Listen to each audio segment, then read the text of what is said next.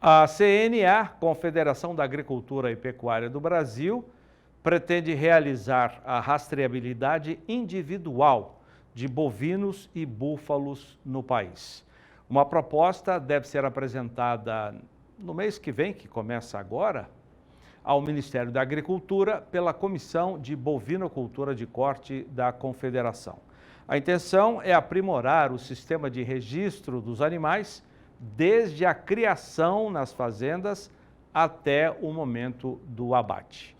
Nós vamos conversar com o presidente da comissão, o produtor rural Francisco de Castro, que vai trazer as informações para a gente.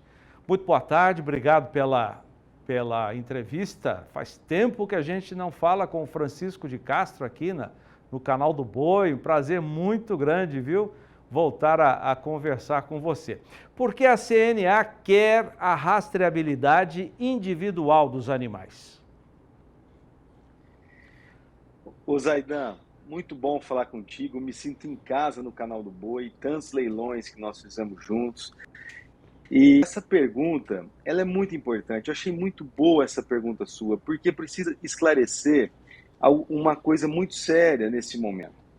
Na verdade, não é a CNA que quer fazer a rastreabilidade, a CNA, ela defende o produtor e a comissão nossa dentro da CNA, voz do pecuarista, ela defende o pecuarista, que é o principal ator dentro de uma rastreabilidade.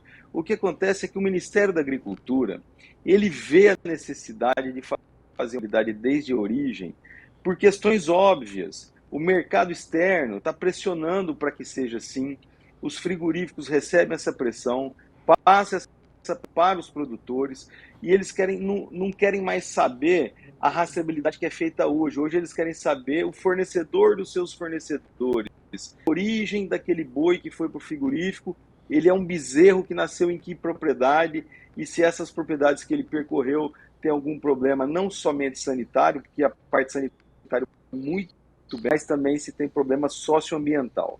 Então, dessa forma, o mapa ele está pressionando e vai exigir que seja feita essa rastreabilidade individual. A CNA entra nesse contexto através da comissão para defender o produtor.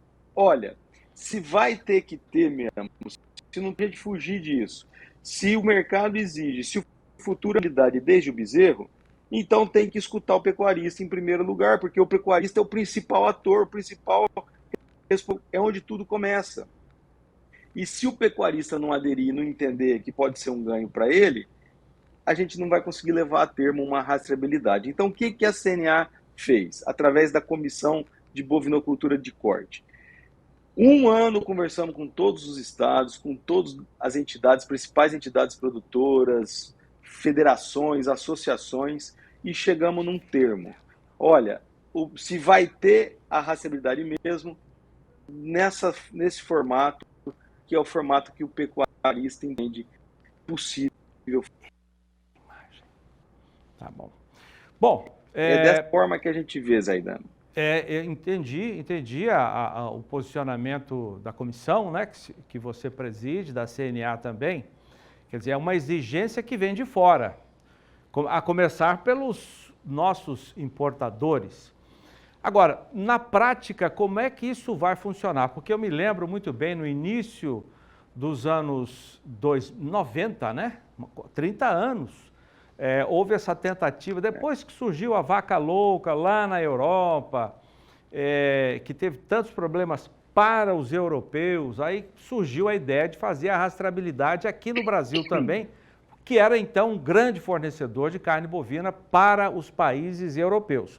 Hoje não é tanto, mas naquela época, começo dos anos 90, era, sim, o grande mercado, a Europa, que forçou a barra para o Brasil fazer a rastreabilidade por aqui e acabou não tendo o sucesso esperado sob a coordenação do próprio Ministério da Agricultura.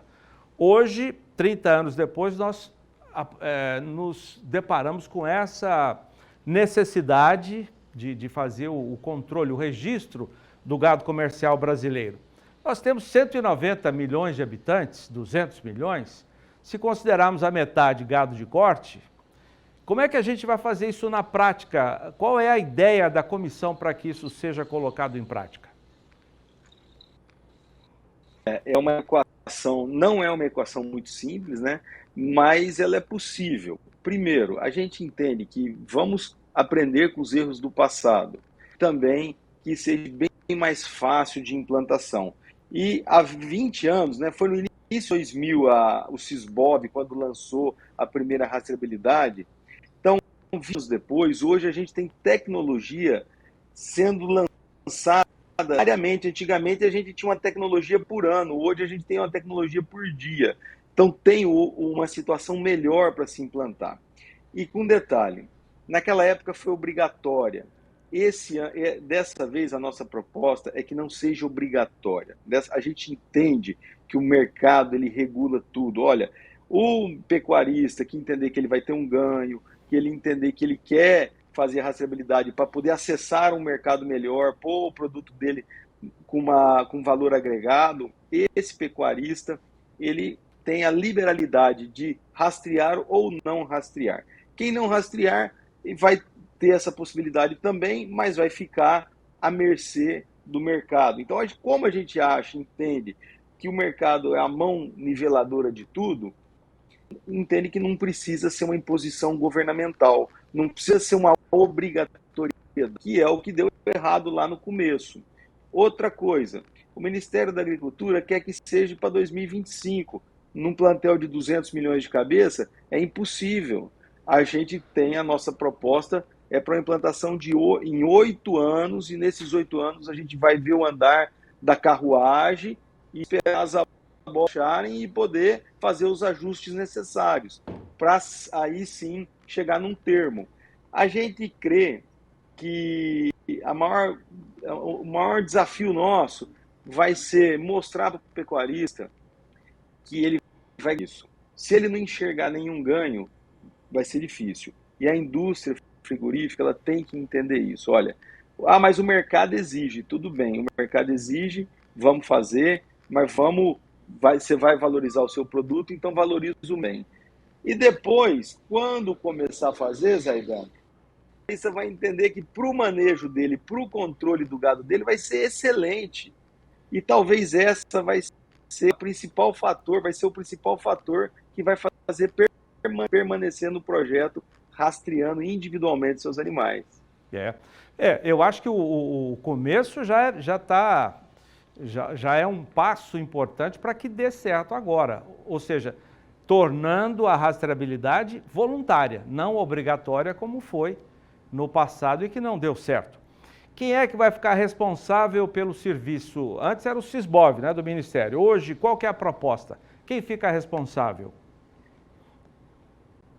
A gente entende que vai gerar, uma vez levado a termo, 200 milhões de animais, vai gerar um banco de dados que ele vai ter um valor comercial incomensurável e ele poderá ser um banco de dados que poderá ser utilizado para manipular mercados, porque daí nós vamos saber exatamente a quantidade de cada categoria de animal em cada lugar do país. Então, dessa forma, a gente entende que isso tem que ser franqueado à CNA, ou que não saia do mapa. Se tiver que o mapa contratar uma empresa ou alguém, CNA. A nossa proposta é essa, porque os dados são os dados do pecuarista, é o rebanho do pecuarista, é a conta corrente de gado que ele tem, e quem representa o pecuarista é a CNA. Então, dessa forma, a gente não pode ter dados públicos e muito menos cair na mão da indústria. A indústria vai ter o que ela quer, um animal rastreado desde a origem, com todas as qualidades socioambientais e sanitárias para poder vender para o mundo inteiro. Francisco de Castro, presidente da Comissão de Bovinocultura de Corte da CNA. Mais uma vez aqui eu manifesto a nossa satisfação de receber você mais uma vez aqui no canal do Boi. Me lembro com até saudade, viu? Panagpur da Pauliceia, tanta coisa boa que a gente viu no passado. Né? Muito obrigado, viu, pela sua entrevista e sucesso lá à frente da comissão. Eu que agradeço, e estamos aqui na Fazenda Pauliceia, do mesmo jeito, uma hora faça uma visita, tomar um café. Um grande abraço, Aidan, prazer. Prazer é nosso.